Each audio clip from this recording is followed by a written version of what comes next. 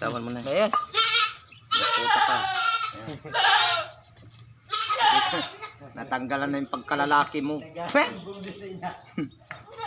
Dito siya magkakaanak. Hindi nakakasta yan ha. Eh may sa akin yung katataba.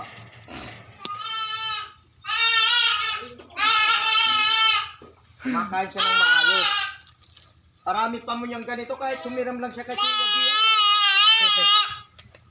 Bumili-bili pa yan. Napanood lang sa Facebook. Nanood siya yung... Lakas naman.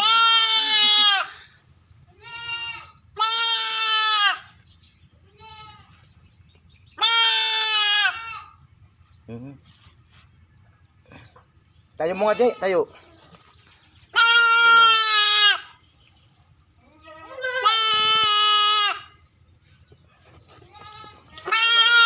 Naman. Di po taka. Katigas ah.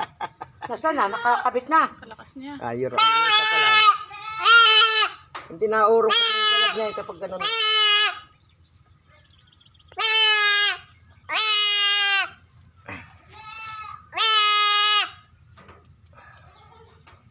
O baka makasama yung utin.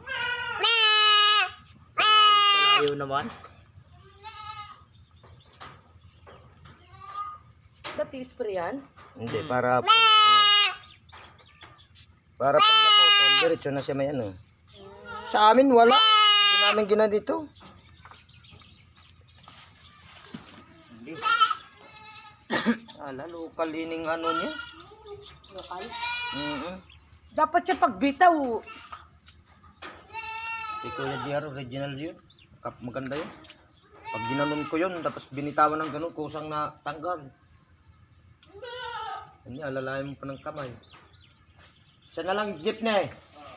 Kabilis lang. Yung puti. Saan nakadalawa na kayo? Mabilis lang.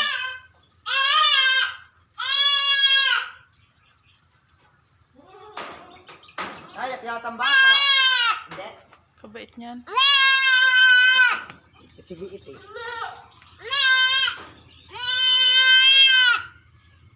Pusa. Tumalikot. Ilang buwan pa lang ito? Tuwan pa lang ito. Isa. Isang buwan. Alagaan mo pag ano. Para tataba. Kung akin lang ito kambing ganito karami, matataba. Matataba to. Matataba naman oh, gaganda ng katawan. Yun nga ibininta namin. Harapan 3 buwan.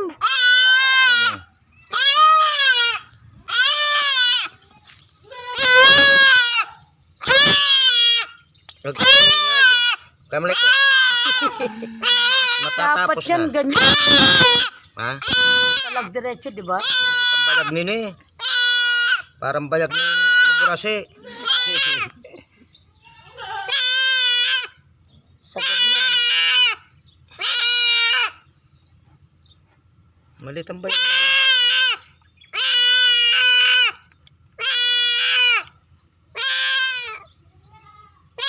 Ba't pinakapon niya ito no? Kaliit pa? Ay, may bulugan siya eh. Wala siyang bulugan.